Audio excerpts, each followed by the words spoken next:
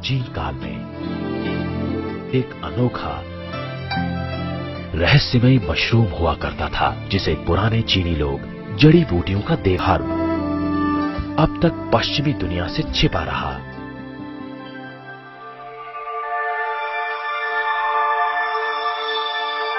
इस महत्वपूर्ण हर्ब को आज हम गैनोडर्मा के नाम से जानते हैं।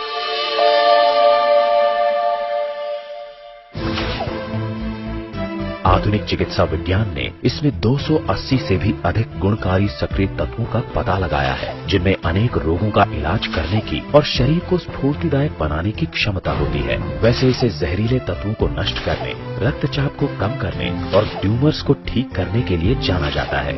इसमें जीवाणु, विषाणु और अन्य सूक्ष्म जीवों से लड़ने की अद्भुत क्षमता होती है।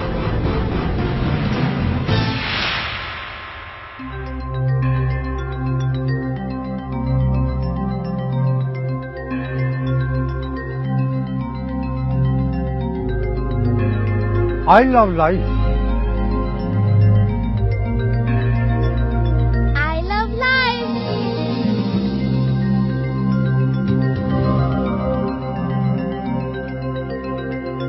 I love life. I love life. हम सभी कहते हैं कि जिंदगी से हमें प्यार है, पर क्या इस जुमले के अनुरूप हमारी जीवन शैली है? ये सुनने में दुखद है, परंतु उत्तर है नहीं। कुछ पल के लिए जरा सोचें, दिन में कितनी बार आप काम पूरा होने के तय समय से पिछड़ जाते हैं और उनको पूरा करने के लिए आपको काफी दौड़ भाग करनी पड़ती है। आपके साथ भी ऐसा ही होता है ना? इस भाग दौड़ भरी जीवन शैली के कुछ स्वाभाविक परिणाम भी है, मसलन चिंता, सोच, मानसिक दबाव। रही सही कसर पूरी करती है हमारी भोजन शैली, जो दर्शाती है कि हमें अपनी जिंदगी से कितना प्यार है। हम अस्वास्थ्यकारी फास्ट फूड, मसालेदार भोजन और ऊट पटांग पता नहीं क्या क्या खाते रहते हैं। यही है हमारी आधुनिक जीवन शैली, जिसे 3 शब्दों में बयान किया जा सकता है: शीघ्रता, चिंता और मसालेदार भोजन। और यही हमारी जिंदगी की कहानी है। युवा अवस्था में हम पैसा कमाने की जल्दी में रहते हैं और अपने स्वास्थ्य की परवाह किए बिना भौतिक सुखों के पीछे भागते रहते हैं, और बुढ़ापे में सारा पैसा उसी स्वास्थ्य को पाने और बचाने के लिए खर्च करते हैं। ये कैसी विडंबना है। तनाव,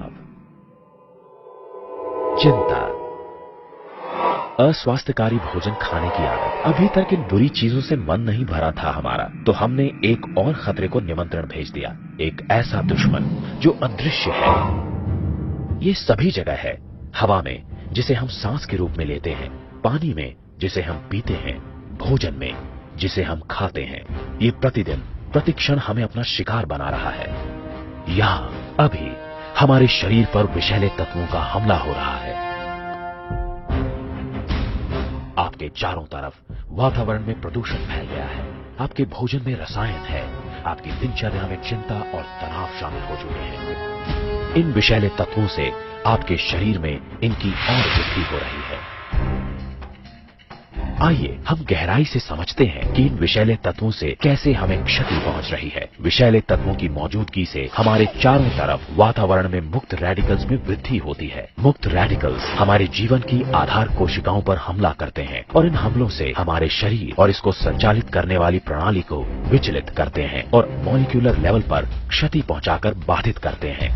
इस तरह की क्षति के परिणाम घातक हो सकते हैं। इस प्रकार कोशिकाओं के नष्ट होने से ऑक्सीजन की आपूर्ति में कमी आती है, उम्र बढ़ने की प्रक्रिया तेज हो जाती है, रक्त का प्रवाह अनियमित होता है और शरीर में अतिरिक्त वसा का जमाव हो जाता है। फलस्वरूप सभी मानव अंगों पर दबाव पड़ता है, पूरी प्रणाली असंतुलित हो जाती है और सामान्य जीवन प्रक्रिया बाधित होने लगती है।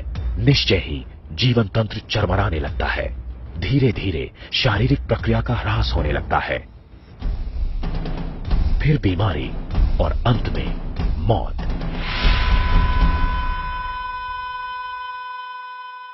क्या इंसान का यही अंत है या कोई उम्मीद बाकी है?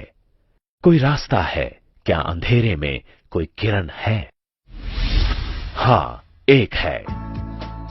इन सब प्रश्नों का जवाब है 4 स्तंभों के आधार पर स्वास्थ्य और रोग मुक्ति के एक नए प्रारूप का निर्माण। बचाव, विषाक्तता हरण, सामान्यीकरण और न्यूनतापूर्ति। बचाव का लक्ष्य है शरीर की प्रतिरोधक क्षमता का विकास और सुदृढ़ीकरण।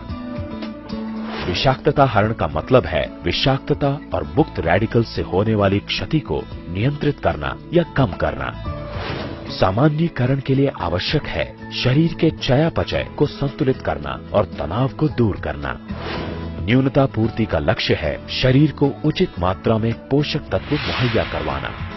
प्रश्न उठना स्वाभाविक है कि आखिर कैसे इन स्तंभों पर अपने जीवन का निर्माण करें। आधुनिक चिकित्सा पद्धति ने इन प्रश्नों का उत्तर खोजने के लिए अथक प्रयास किए हैं और अंततः प्रकृति ने समाधान उपलब्ध करा ही दिया।